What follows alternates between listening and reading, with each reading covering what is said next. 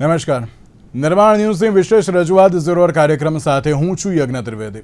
દર્શક મિત્રો, આજે ઝીરોડ કાર્યક્રમમાં ચર્ચા વિચારણા કરવાની છે કે જ્યારે મુખ્યમંત્રી તંત્રને ટકોર કરે, લાલ ગુમ થાય, પછી જ અત્યારે તો તંત્રએ કામ કરવાનું.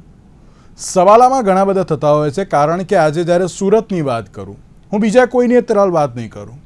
જો હું સુરતની વાત કરીએ તો 2 દિવસ પહેલાં જે ભરપૂર વરસાદ વરસ્યો, 12 ઇંચ, 14 ઇંચ, 18 ઇંચ વરસાદ પડ્યો, અને જેમાં તંત્રની કામગીરીની પોલ ખુલી, પણ પછી પણ ક્યાંક તંત્રએ કામ કર્યું કે ના કર્યું એ ખબર નહીં. 2020થી ધારાસભ્ય કુમારભાઈ કાનાણી રજૂઆતો કરે છે, તો પણ કોઈ નિરાકરણ ના આવ્યું. આખરે આજની વાત કરીએ તો આજે મુખ્યમંત્રી ભૂપેન્દ્ર પટેલ સુરત ખાતે પહોંચ્યા, લાલાંખ કરી, લાલ ગુમ થયા, અને પછી હવે અધિકારીઓ અત્યારે તો કામે લાગ્યા છે. પણ હજુ એ સવાલ ત્યાં અટકીને ઊભો રહે છે કે આગળ કામગીરી થશે કે કેમ. બીજી વસ્તુ, આજથી થોડાક દિવસ પહેલાંની વાત છે, આઈ થિંક મહિનાની પહેલાંની વાત છે, કે વડોદરાના 4 ધારાસભ્ય મુખ્યમંત્રીને રજૂઆત કરવા માટે પહોંચ્યા હતા સ્થાનિક સ્વરાજની ચૂંટણીની પહેલાં કે અધિકારીઓ અમારું સાંભળતા નથી. એ સમયે પણ અધિકારીઓને ટકોર કરી મુખ્યમંત્રીએ કે ભાઈ કામ હવે જોઈએ, દેખાડા માટે તરલ કામ ના કરો, પણ યોગ્ય રીતે કામ કરો, એવી એક ટકોર કરી.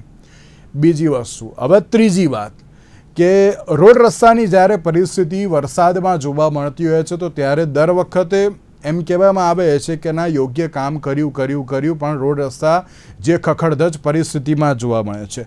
એ સમયે પણ મુખ્યમંત્રીએ લાલાંખ કરી, બધાને કહ્યું દિવાળી પહેલાં અમને બધા જ સારામાં સારા અત્યારે રોડ રસ્તા જોઈએ.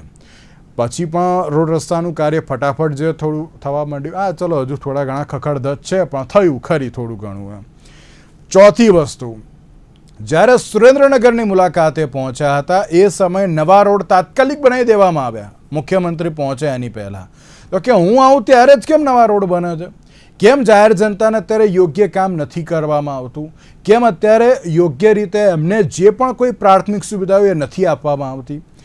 પાંચમી અને છેલ્લી વાત, કે જ્યારે મુખ્યમંત્રી લાલ ગુમ થાય છે, હમણાં થોડાક દિવસ પહેલાં એક જે મહત્ત્વની બેઠક મળી હતી, અને બેઠકમાં કલેક્ટર સહિત તમામ અધિકારીઓને કહ્યું હતું કે નબળી ગુણવત્તાનું કામ નહીં ચાલે, ગુણવત્તાયુક્ત કામગીરી કરો, કામગીરી પારદર્શક કરો, અને જાહેર જનતા વચ્ચે જઈને એમના પ્રશ્નો સોલ્વ કરો.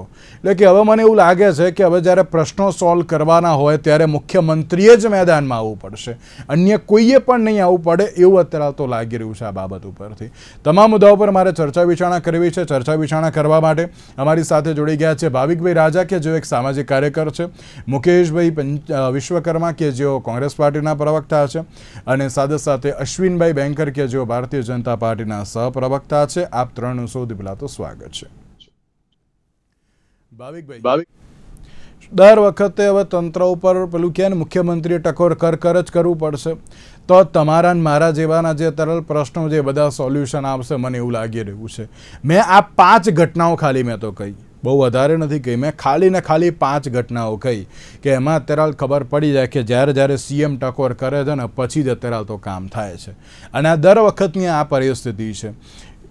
કોઈ પણ જગ્યાએ જાય ત્યાં અધિકારીઓને કહે, પછી જ અધિકારી જાગતો હોય છે, એમને અત્યારે તો નથી જાગતા. કઈ રીતે જોઈ રહ્યા છો આ બાબતે? અને સાથે જ જ્યારે આજની વાત કરવામાં આવે તો આજે સુરતની તેમણે મુલાકાત લીધી, અને આ સુરતની મુલાકાતમાં પણ જે પરિસ્થિતિ સામે આવી, અને તેમાં પણ જે બધી જ પરિસ્થિતિને તેમણે જોઈ, જાણી, સમજી 2020થી આ પ્રકારની પરિસ્થિતિ સર્જાય છે તેવું પણ દરેક લોકોએ કહ્યું, એટલે કે દરેક સ્થાનિક લોકોએ કહ્યું, ધારાસભ્યએ પણ કહ્યું. અને આજે જ્યારે મુખ્યમંત્રી લાલ ગુમ થયા અને પછી 500 કરોડનું પેકેજ તો ચલો જાહેર કર્યું, પણ અધિકારીઓને કહ્યું 2 દિવસમાં તાત્કાલિક બધી જ કામગીરી પૂર્ણ કરો. ભાવિકભાઈ, કઈ રીતે જોઈ રહ્યા છો આપ તેને? પણ યજ્ઞભાઈ, મને તો એવું લાગે છે કે આ જે તંત્ર જે છે એક રીતના નિર્ભર થઈ ગયું હોય એવું દેખાઈ રહ્યું છે.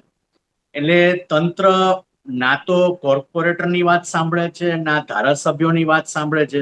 હું ત્યાં સુધી કહું યજ્ઞભાઈ કે એ માન લો કે મુખ્યમંત્રી શ્રીને પણ એક જાણે કે શોભાના ગાંઠિયા ગણતા હોય એ પ્રકારે એમની સામે હાય હા કરતા હોય છે, અથવા તો એમની હાજરીમાં થોડી ઘણી દોડાદોડી કરતા હોય છે, પણ સરવાળે કામ તો એવું જ કાચું અને એવું જ અધૂરું એ પ્રકારનું થાય છે, જેના કારણે આપણે આ સુરતમાં તો માન લો કે આપણે એકદમ ખાડીનું પૂર જોયું, પણ એ સિવાય બી તમે અમદાવાદમાં જુઓ કે બીજી બધી જગ્યાએ તમે જુઓ તો ભૂવા પડવા, રસ્તા તૂટી જવા, આ બધી જે ઘટનાઓ બને છે. એટલે અત્યારે પરિસ્થિતિ શું થઈ ગઈ છે કે તંત્ર માત્ર ને માત્ર આજે જે કોન્ટ્રાક્ટરો છે, જે બિલ્ડરો છે, એની વાત સાંભળે છે, પણ જે ચૂંટાયેલા પ્રતિનિધિઓ છે એની સામે તો ખાલી દેખાડા કરે છે, અને એના સામે તો આંખ આડા કાન કરે છે, અને હાય હા કરીને એનું માન જાળવે છે, પણ બાકી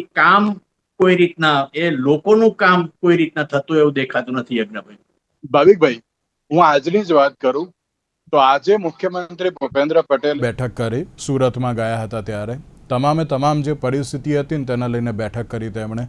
એ સમયે જે એમણે જે સદનમાં આવ્યા ને બેઠક કરવા માટે, એ સમયે જ ક્યાંક એમનો જે હાવભાવ એને બોડી લેંગ્વેજની વાત કરીને બોડી લેંગ્વેજ એવી જ જોવા મળતી હતી કે અધિકારીઓને અત્યારે તો જે ટકોર કરતા હોય તેમ, અને એ જ પરિસ્થિતિ અત્યારે ક્યાંક જોવા મળી. એટલે એવું લાગે છે ભાવિકભાઈ કે ચલો આજે લાલ ગુમ તો થયા અને ફટાફટ મને લાગે છે ત્યાં સુધી તો તંત્ર હરકતમાં આવી જશે અને ખાડીનો પ્રશ્ન અત્યારે તો સોલ્વ કરી દેશે તેવું લાગી રહ્યું છે આપને. શું લાગી રહ્યું છે આપને? પણ યજ્ઞભાઈ, સવાલ એ છે કે આવી બાબતોમાં માન લો કે છેક મુખ્યમંત્રીએ તમારે દરમિયાનગીરી કરવી પડે, એ કેટલું યોગ્ય છે? એ તો ખરેખર આ માન લો કે આ કોઈ આજકાલના કામની કે એની વાત નથી. માન લો ચલો આજે મુખ્યમંત્રીએ કીધું ને એ લોકો આની સફાઈની કે મેડિકલ કેમ્પની કે ફૂડ પેકેટનું એ બધું કામ કદાચ શરૂ કરી દેશે, પણ વાત જે છે કે ખાડીનું પૂર જેના કારણે આવ્યું, એ જે માન લો કે જે ઇલીગલ બિલ્ડિંગ્સ ને એ બધું જે છે એને લગતું કામ એ લોકો કરવાના છે.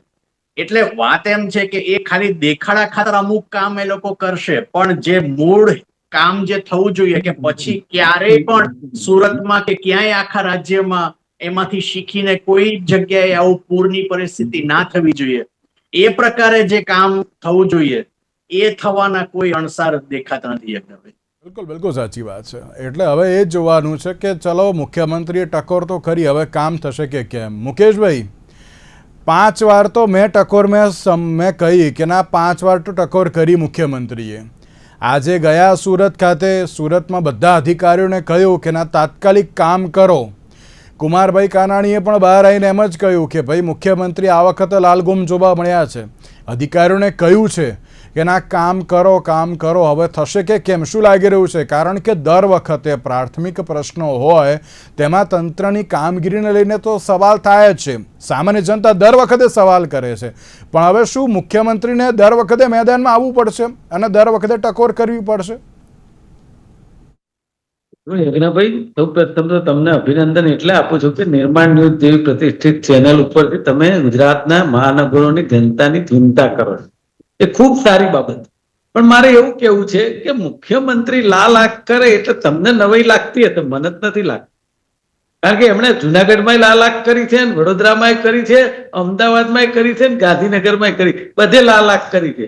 મુખ્યમંત્રી લાખ કરે એટલે શું થઈ ગયું? અરે મુખ્યમંત્રી પહેલા હતા કોંગ્રેસના જમાનામાં, લાખ નહીં, જરા ક્યાંક 2 ફોન એવા આવ્યા હોય ને તો સાહેબ એક કામ ફરીથી આવું ના થાય. એની બદલે તમે જુઓ અત્યારે ચોમાસામાં માનવ સર્જિત હોનારતો થઈ રહી છે. તમે વડોદરામાં જોયું કે વિશ્વામિત્રીના નદીની અંદર ખોટું બાંધકામ થઈ જવાના કારણે મોટી હોનારત સર્જાઈ. સુરતમાં ખાડીપુરના હિસાબે થઈ. હવે અમદાવાદની અંદર પણ એ જ પોઝિશન થઈ હતી જયારે આપણે વરસાદ આવ્યો હતો.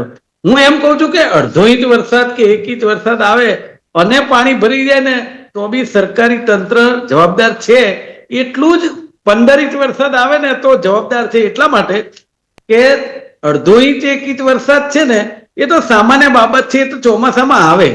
પણ જ્યારે વધારે વરસાદ આવે અને એની જે કોઈ તકલીફ પડે, પ્રાથમિક સુવિધાના પ્રશ્નો કે હાલાકી ન પડે, એ કામ કરી બતાવે, એનું નામ સરકાર અને એનું નામ પ્રી મોન્સૂન પ્લાન.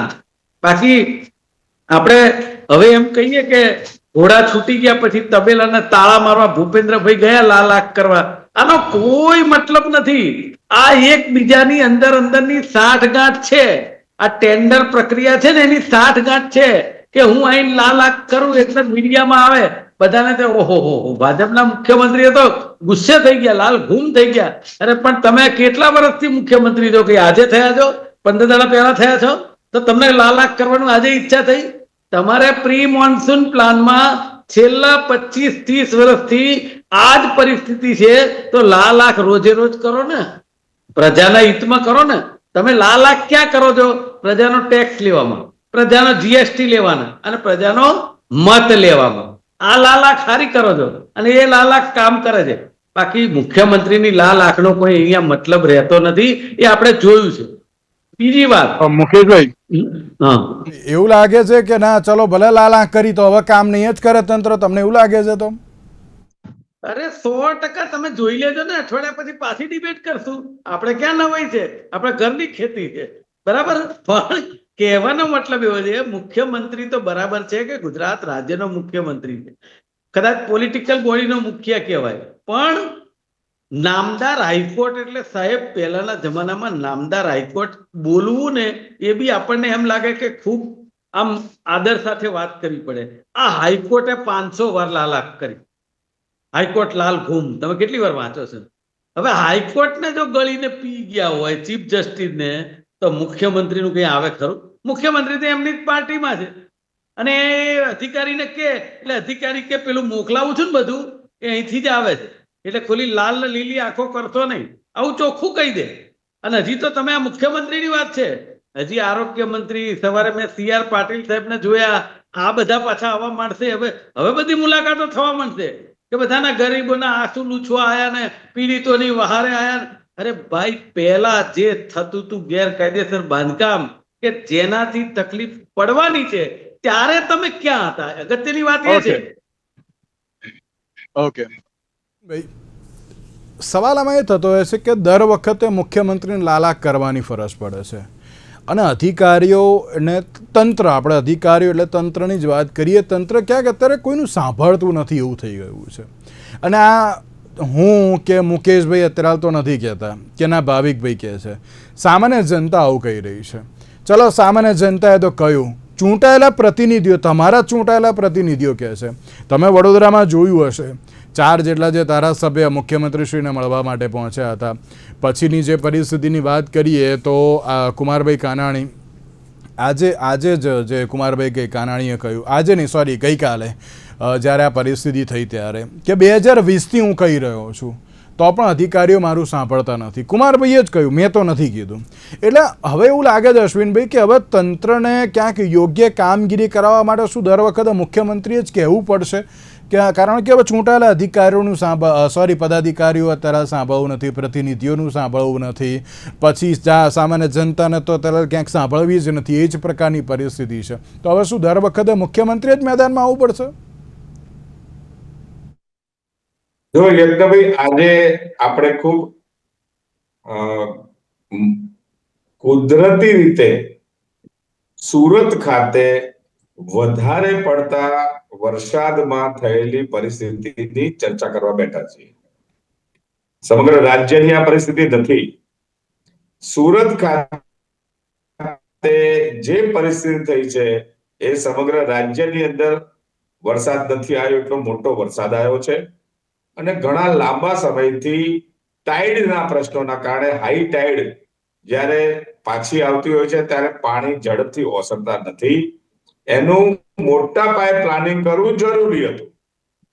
આ વખતે માન્ય મુખ્યમંત્રી શ્રી ત્યાં ગયા અને 500 કરોડ રૂપિયા આ ખાડીમાંથી કઈ રીતે પાણીનો નિકાલ થાય એનું રીડેવલપમેન્ટ માટે આપ્યા છે.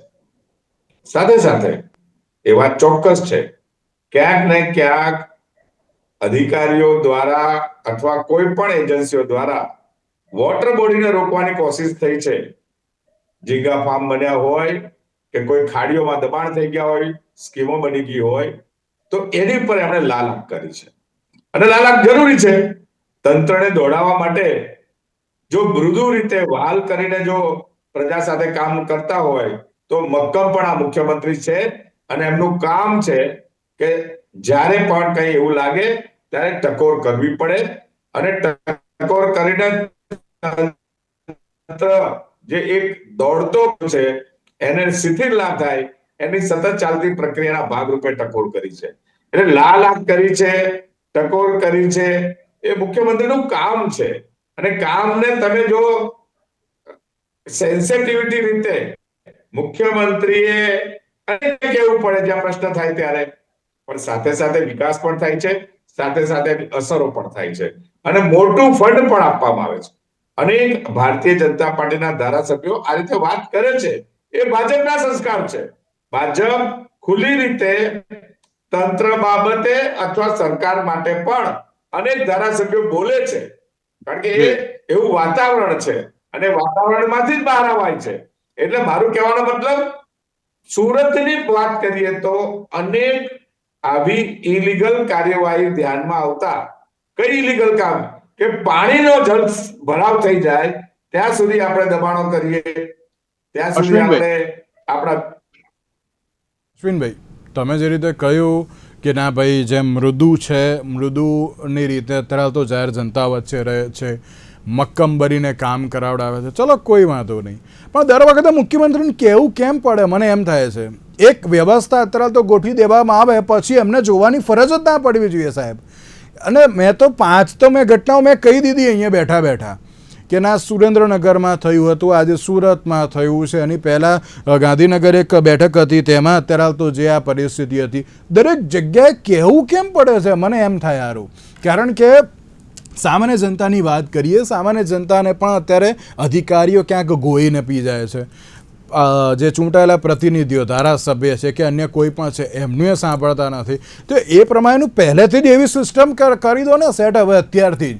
ચલો જાગ્યા ત્યારથી સવાર, હું તો એમ નથી કહેતો ને પહેલેથી કરો એમ, આજથી જ આ સુરતની જે ઘટના આવી એની ઉપરથી જ અત્યારે તો એક દાખલો બેસાડો કે ના અત્યારે હવે બધા યોગ્ય કામ કરશે. અમદાવાદ હોય, સુરત હોય, રાજકોટ હોય, વડોદરા હોય કે ગમે તે અત્યારે તો કેમ ના હોય, કેમ દર વખતે મુખ્યમંત્રીને મેદાનમાં આવવું પડે? એક સવાલ અત્યારે તો એ જોવા મળતો હશે, મુખ્યમંત્રીને ક્યારે આવવું પડે કે જ્યારે અત્યારે તો પાણી જે માથાથી અત્યારે ઉપર જતું રહ્યું હોય ત્યારે. પણ આ તો પહેલેથી જ અત્યારે તો જ્યારે મુખ્યમંત્રીને ટકોર કરવાનો વારો આવતો હોય ત્યારે ચોક્કસથી સવાલ થાય છે કે ના તંત્ર અત્યારે તો સાંભળતું નથી તેમ. નહીં, એકદમભાઈ આપની વાત સાથે હું 100% સંમત થઈને વાત કરું કે મૃદુ અને મક્કમ મુખ્યમંત્રીશ્રીએ આવી ટકોર કરી છે.